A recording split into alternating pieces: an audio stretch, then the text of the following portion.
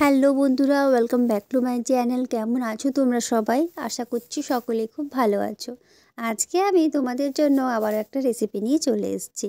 আজকে আমি তোমাদেরকে দেখাবো খুবই সহজ উপায়ে নলেন গুড়ের মাখা সন্দেশ বানিয়ে। বন্ধুরা, এখন তো শীতকাল, নলেন গুড়টা কিন্তু খুব ভালো পরিমাণে পাওয়া যাচ্ছে এখন। এই গুড়টা দিয়ে তোমরা যদি একবার এই সন্দেশটা বানিয়ে খাও বন্ধুরা, তোমরা কিন্তু বারবার খেতে থাকবে। এতটাই স্বাদ এই সন্দেশটার বন্ধুরা, একবার খেলে কিন্তু ভোলা যায় না। তো তোমরা এই রেসিপিটা বানিয়ে বাড়িতে একবার খেয়ে আমাকে জানাবে যে কেমন হয়েছে। খুবই সহজ উপায়ে তোমাদেরকে আজকে বানিয়ে দেখাবো বন্ধুরা। তো ভিডিওটা শেষ পর্যন্ত দেখার অনুরোধ রইল। আর যে বন্ধুরা এখনও আমার চ্যানেলটা সাবস্ক্রাইব করোনি, প্লিজ তাড়াতাড়ি করে সাবস্ক্রাইব করে একটু সাপোর্ট করো। চলো রেসিপিটা শুরু করব। এই দেখো, এখানে নিয়েছি আমি দুধটা একটু ফুটুক, কিছুক্ষণ অপেক্ষা করব বন্ধুরা, যাতে দুধটা ফুটে আসে। আর এখানে দেখো কিছুটা দুধ আমি ছানা বানিয়ে নিচ্ছি। তার জন্য দুধটা একটু ফুটিয়ে ঠান্ডা করে আমি এর মধ্যে দিয়ে দিলাম ভিনিগার। এই দেখো, এখানে দুধটা পুরো ছানা হয়ে গেছে। কত সুন্দর ছানাটা কেটেছে বন্ধুরা। এরপর কিন্তু আমি ছানার জলটা পুরো ছেঁকে নেব। এই দেখো, একটা সাদা কাপড়ে আমি ছানাটা দিয়ে দিলাম। এরপর ছানার জলটা ছেঁকে ভালো করে এটা ধুয়ে নেব। আর এইখানে দেখো রয়েছে কিছুটা পরিমাণ দুধ। কড়াই বসিয়ে দিলাম, কড়াইতে দুধটা আমি ঢেলে দিলাম। এরপর দেখো বন্ধুরা, এইখানে আমি ছানাটা রেখে নিয়েছি একটা বাটির মধ্যে।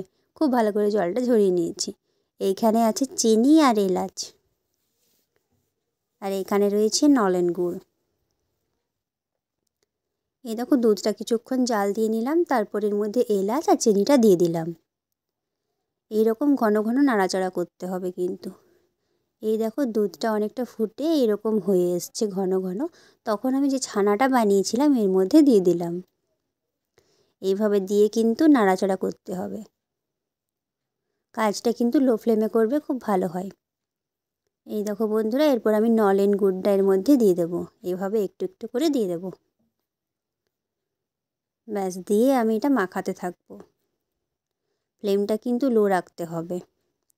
ব্যাস, এটা আমি এরপর নামিয়ে নেব। নামিয়ে একটা বাটির মধ্যে এটাকে আমি বসিয়ে দিয়েছি।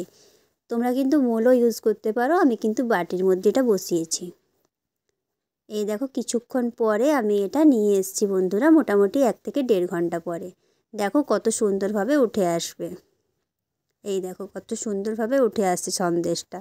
এই দেখো, এইভাবে আমি সন্দেশটাকে তুলে তারপর আমি কাজু আর কিশমিশ দিয়ে গার্নিশিং করে নিয়েছি। তো দেখো বন্ধুরা, কত সুন্দর উপায়ে কত তাড়াতাড়ি কিন্তু তৈরি হয়ে গেল আমাদের আজকের রেসিপি নলেন গুড়ের মাখা সন্দেশ। খুবই ভালো টেস্ট বন্ধুরা, অমৃত স্বাদের। একবার বানিয়ে না খেলে কিন্তু তোমরা বুঝতে পারবে না যে কতটা স্বাদ এই সন্দেশটার। তো রেসিপিটা যদি ভালো লাগে তাহলে বাড়িতে অবশ্যই একবার ট্রাই করে দেখবে বন্ধুরা।